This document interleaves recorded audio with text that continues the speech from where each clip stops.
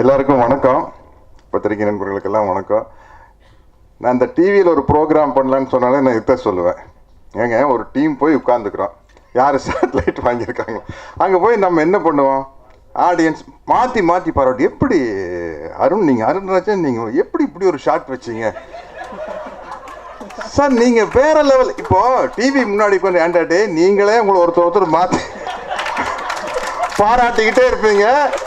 இதை நாங்கள் வந்து கேட்குறோமோ மாத்திரா சேனல்னு சொல்லி மாற்றிடுவாங்க. இதுதான் நடக்கும். அதனால் என்னென்னா, நம்ம என்ன மேட்ரோ அதை வந்து ஸ்க்ரீனில் காட்டிட்டா அது நல்லா இருந்ததுன்னா ஆட்டோமேட்டிக்காக ஜனங்க ஏற்றுக்குவாங்க. நீங்கள் சொன்னீங்க பாருங்கள், ஐஸ்வர்யா ராஜேஷ் சொன்னால் பார்த்து நல்லா எழுதுங்கன்னா பார்க்குறோம், நல்லா இருந்தால் நல்லா எழுதுவோம். அதுதான் நியாயமான விஷயம்.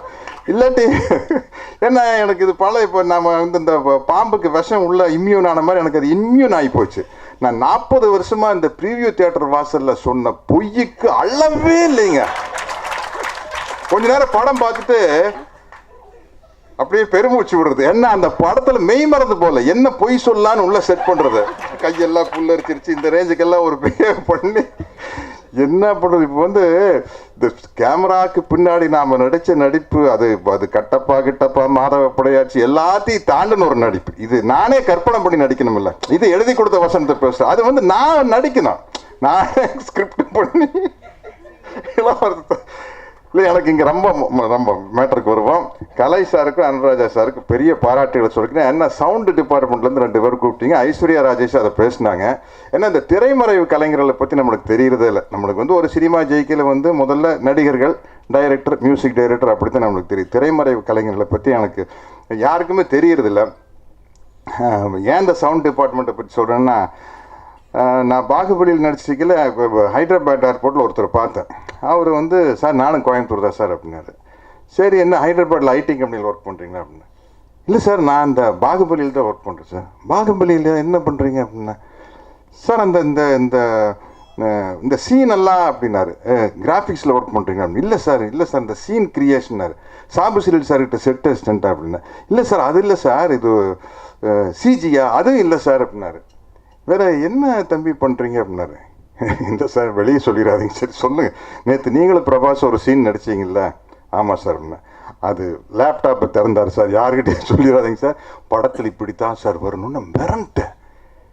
என்னடா அந்த லைட்டிங் இது ஃபுல்லாக வந்து வடிவமைக்கிற ஒரு டிபார்ட்மெண்ட் போல இருக்குது. இப்போ சினிமாவில் அப்படி நிறையா வந்துருச்சு.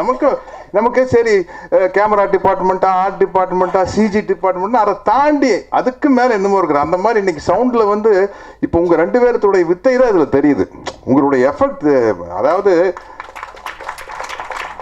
சினிமாவில் வந்து நடிகனுக்கு குறிப்பாக கதாநாயகத்தை கட் அவுட் வைப்பாங்க, கட் அவுட்டு தான் முன்னாடி நிற்கும். ஆனால் அந்த கட் அவுட்டை தாங்கி பிடிக்கிற மூங்கல்கள் பின்னால் இருக்குது பாருங்க, அந்த மூங்கில் தான் ரொம்ப முக்கியம். அந்த மூங்கில் தான் அந்த கட் அவுட்டை தாங்கி பிடிக்குது. மூங்கில் இல்லாட்டி கட் அவுட் கீழே விழுந்துடும். ஆனால் கட் அவுட்டுக்கு தான் பேர். அவர் வந்து இப்படியாக அப்படியாக நல்லா இருக்கு. அந்த மூங்கில்களை பற்றி நம்ம மறந்துடுறோம். அந்த மூங்கில்கள் தான் இவங்கெல்லாம். இது என்னன்னா, இந்த இளைஞர்களுடைய டெடிக்கேஷன். கலை சொன்னார் பாருங்க, ஒவ்வொரு விஷயத்த சூப்பராக பேசிட்டீங்க, மிரட்டிட்டீங்க. ஒவ்வொரு விஷயத்துல இருக்கிற ஒரு டெடிக்கேஷன். இப்போ அதாவது ஐஸ்வர்யா ராஜேஷில் ரொம்ப ஹார்ட் ஒர்க். உண்மையிலேயே கிரிக்கெட் தெரியாமல் நம்மளுக்கு என்ன ஆகி போச்சுன்னா, சினிமாவில் வந்ததுலேருந்தே தெரியாமையே ஒரு விஷயத்த பண்ணலான்னு எனக்கு ஒரு நம்பிக்கை வந்துருச்சு. ஏன்னா எடுத்தோன்னு வில்லனாக நடித்தோம், ஒரு கொலை பண்ணோம், இது வரைக்கும் வாழ்க்கையில் கொலை பண்ணல, ஆனால் கொலை பண்ணுற மாதிரி நடிச்சிடுறோம் இல்லையா. அப்புறம் போய் ஏதோ ஒரு பேங்க்கு கொள்ளையடிக்கிறோம், இது வரைக்கும் கொள்ளையடிச்ச மாதிரி நடிச்சிடுறோம். ஓஹோ, நடித்தா போதுமா? அப்புறம் எப்படியோ தப்பி தவறி ஹீரோ ஆகிட்டேன். ஹீரோ ஆனோன்னு டூயட் பண்ணோம், டான்ஸ் தெரியாமையே டூயட் பாடிட்டோம். இப்படியே தெரியாமையே ஒரு விஷயம் பண்ணி இப்போ ஒரு விஷயத்தை கற்றுக்கிட்டு இவ்வளவு இறங்கி நீங்கள் ஐஸ்வர்யா ராஜேஷ் அந்த பவுலிங் போடலையெல்லாம் அந்த எஃபெக்ட் வந்து நீங்கள் அந்த ஆஸ்திரேலியன் கிரிக்கெட் பிளேயர்ஸ் எல்லாம் கட் பண்ணி காட்டுறீங்களே அந்த பவுலர்ஸு, அவங்களுக்கு ஈக்குவலாக நீ பண்ணுற. அப்போ என்ன டைரக்டர் வந்து ரெண்டை கழட்டியிருக்காருன்னு தெரியுது. அதனால வந்து நீங்களும் வந்து நம்ம ஹீரோ சார் டான்ஸ் இதே மாதிரி கஷ்டப்பட்டு கிரிக்கெட் நம்ம பண்ணணும். ஹீரோனா கொஞ்சம் அதெல்லாம் முனிஷ்காந்த் சார் ஆட்டும் எல்லாருமே இறங்கி வேலை செஞ்சுருக்காங்க. எடிட்டர் ரூபன் சார் சொன்னார், அவருடைய படம் இன்னைக்கு 21ஆம் எத்தனை படம் வருது? 3 வருது. நான் என்ன, அது ஒரு சந்தோஷமான விஷயம். ஒரு காலகட்டத்தில் நான் ஒரே வருஷம் 27 படம் நடித்தேன். அப்போ ஒரு தீபாவளிக்கு வந்து எல்லா படத்துலையும் நான் இருக்கிறேன். நான் சிவப்பு மனிதன், ரஜினி சார் ஹீரோ, அதில் நான் தான் வில்லன். காக்கி சட்டை கமல் சார் ஹீரோ, நான் தான் வில்லன். அர்த்தமுள்ள ஆசைகள் கார்த்திக் சார் ஹீரோ, நான் தான் வில்லன். பிள்ளை நல்லான்னு ஒரு படம் மோகன் நடிக்கிறார், நான் அதில் ஒரு சைனீஸ் கெட்டப்பு. அப்புறம் என்னமோ ஒரு படம் மறந்துடுச்சு. தீபாவளிக்கு 5 படம் ரிலீஸ் ஆகுது, 5 படத்துலையும் நான் தான் வில்லன். உதயம் தியேட்டர் தான் இப்போ மல்டிப்ளெக்ஸ். உதயம் தியேட்டரில் போய் பேனர் வச்சா எல்லா பேனர்லையும் நான் இப்படி இருக்கிறேன்.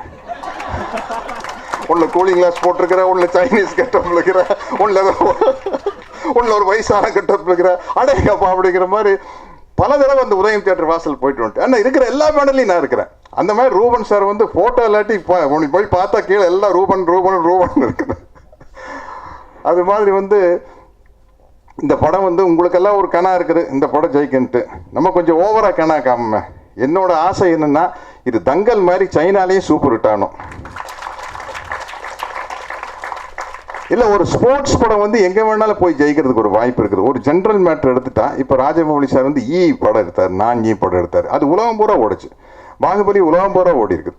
அதே மாதிரி வந்து தங்கல் வந்து ஒரு ஒரு ரெஸ்லிங்கை பற்றி எடுத்த ஒரு படம், மல்யுத்தத்தை பற்றி ஒரு லேடி ரெஸ்லிங் எடுத்த ஒரு படம் வந்து சைனாவில் வந்து பெரிய ஹிட்டாக இருக்குது.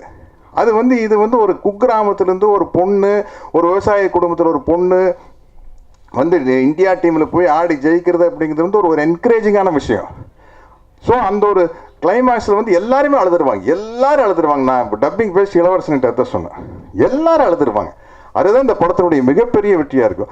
வெறும் அழகை வந்து கைதட்டிகிட்டே அழகும் போது அதுக்கு ஒரு மிகப்பெரிய வெற்றி இருக்குது. அதே மாதிரி அருண்ராஜா காமராஜ் வந்து அவருடைய பல கனவுகள், அவருக்கு வந்து நல்ல ஒரு சமுதாய சிந்தனை உள்ளவர். ஏன்னா தனிப்பட்ட முறையில் ஷூட்டிங் நடுவில் நானும் இளவரசன் சார் நிறைய சோசியல் சம்மந்தப்பட்ட விஷயம், சமூக சார்ந்த விஷயங்கள் நிறைய சொல்லுவேன். மிகப்பெரிய புத்திசாலி இளவரசன் அவர்கள். இல்லை உண்மையில் எங்கே சும்மா நான் சரி எங்கேயும் வேற எங்கேயும் எடுத்துகிட்டு போயிடுச்சு வேண்டாம். இளவரசன் சார் அந்த மாதிரி வந்து நல்ல ஒரு தெளிவான சமூக சிந்தனை உள்ளவர் டைரக்டர் அருண்ராஜா சார். நான் நிறைய விஷயம் அவர்கிட்ட பேசிக்கிறேன். அப்படி இருக்கிற டைரக்டர்கள் ஜெயிக்கும் போது அது வந்து சினிமாவுக்கு நல்லது, அவங்களுக்கு நல்லதுக்கு, சமூகத்துக்கு நல்லதுக்கு. ஒரு கமர்ஷியல் படம் ஓடுறதுக்கும் ஒரு பராசக்தி ஓடுதுன்னு வச்சுங்களேன், அது வந்து சமூக விழிப்புணர்வு ஏற்படுத்தும். ஒரு நாடோடி மன்னன் ஓடும்போது சமூக விழிப்புணர்வு ஏற்படுத்தும். ஒரு அமைதிப்படையோ வேற இதோ ஓடும்போது ஒரு சமூக விழிப்புணர்வு ஏற்படுத்தும்.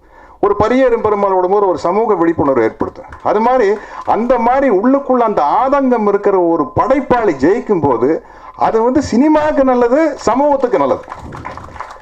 அப்படி ஒரு படைப்பாளியாக தான் நான் அருண்ராஜ் காமராஜாவை பார்க்குறேன். நிச்சயமாக ஜெயிக்கணும். எனக்கு ஒரு இதுக்கு ஒரு ஸ்பெஷல் சாங் சொன்னேன். ஏன் சார் நாங்களும் அந்த அந்த மாதிரி தான் சொல்லிடுவார். அந்த ஐஸ்வர்யா ராஜேஷ் வந்து அப்படி கிளம்பி வெளியில் வரும்போது பெரியார் படம் இருக்கும், அதுக்காக ஒரு ஸ்பெஷல் தேங்க்ஸ். மற்றபடி உங்களுடைய கனவு இந்த மாதிரி விஷயங்கள், என்னுடைய கனவு வந்து சைனா தான். நன்றி, வணக்கம். சினி உலகம் யூடியூப் சேனலுக்கு லைக் பண்ணுங்க, ஷேர் பண்ணுங்க, சப்ஸ்கிரைப் பண்ணுங்க. இப்படிதான் ஆட முடியும். சூப்பரா இருந்ததுங்க. அவர் வந்து விஜய் அண்ணா பைத்தியம். It was nice, super.